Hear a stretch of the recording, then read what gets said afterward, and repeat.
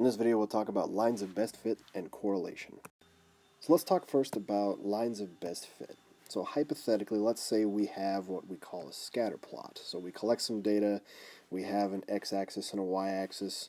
We're comparing two quantitative variables, and we plot our data and it looks like this. Now, I think we can all look at this and see, okay, there's no one line that's going to fit through that perfectly. However, we could probably fit a line that would kind of mirror the trend.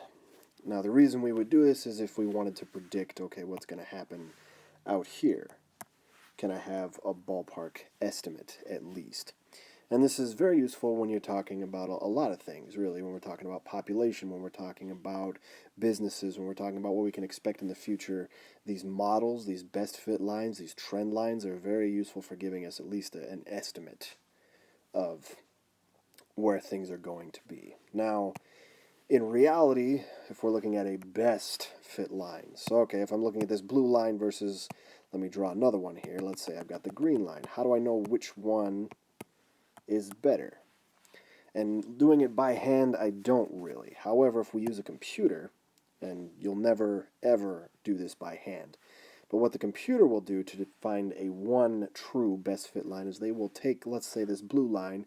They will find the distance between every single data point, and they will add up those distances, and they'll do the same thing for, let's say, the green line to each red dot.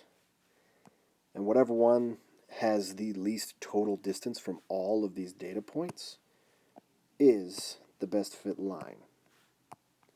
So, again, you would never do this by hand. What we're talking about is, okay, once we have that best fit line, what do we do with it? And that is where correlation kicks in. So, correlation is a measure of how well two things have a linear relationship.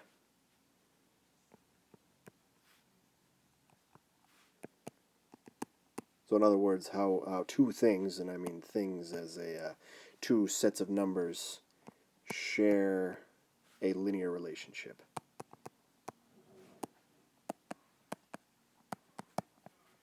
Now there are actual values for correlation, and for the sake of this video, I won't get into them. This is more of just an overview of correlation.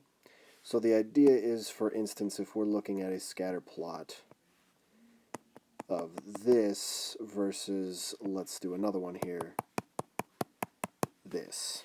The one on the right here, much more likely that we'll have a line to kind of mirror the trend line, versus this thing, I don't really know how to model that with a line. How would I draw it? Would it be here? Would it be here? Would it be here? And so I would say whatever these two things are, let's say this is time and money, I would say these two things are not correlated. However, if I have the same idea over here versus time and money, in this sense I would say yes, very much so. As my time increases, so does my money. And that is kind of the basic idea of correlation. Now again, the key word here is linear. And it is very possible that something could be, or could have a relationship, but not be linear. So this, for instance, down here in the blue, I would say, okay, yeah, there's definitely a relationship there, but it's not correlated because it's not a linear relationship. So let's talk really quick about some types of correlation. And I'll kind of do this with some examples just to kind of iterate the point. So let's say we have a scatter plot and it looks kind of like this, and we could say there's a pretty strong positive correlation.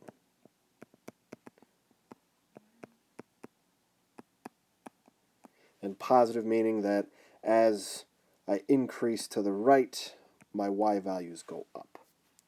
Likewise, if we think about a negative correlation, well, it would be the same thing, just meaning that as I go to the right, my y values go down.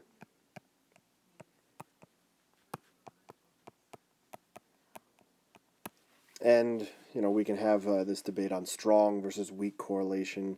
It basically, if we have much distance from the line on our data set, then yes, the correlation is weaker, as opposed to if it's right on the line, then it's what we would call a perfect correlation. If they're perfectly correlated, it means that that is a line and it goes through every single point. And we're basically just talking about, okay, how close to that are we?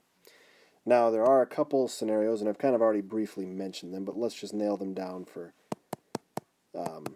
completion's sake. If I have a scatter plot that looks like this, where do I put the line through here? And I would say there's no correlation here, or very little. Because, okay, I could go flat, I could go up, I could go down, there's not really any one way I can draw the line that's better than any other versus these two, where, yeah, maybe I don't have the best line on here, but at least we get a very clear idea of a trend. Now, this is something, again, I've mentioned. We just have to be careful in some cases. Okay, there's definitely a relationship going on with this plot. It starts low, it gets to a peak, and then comes down. However, again, we would say there's no correlation because we're looking at only linear relationships with correlation. That's worth noting. So just keep that in mind. When we're talking about correlation, we talk positive, that means it goes up, negative means it goes down, but no correlation can mean a lot of different things. And that's okay. Just keep that in mind.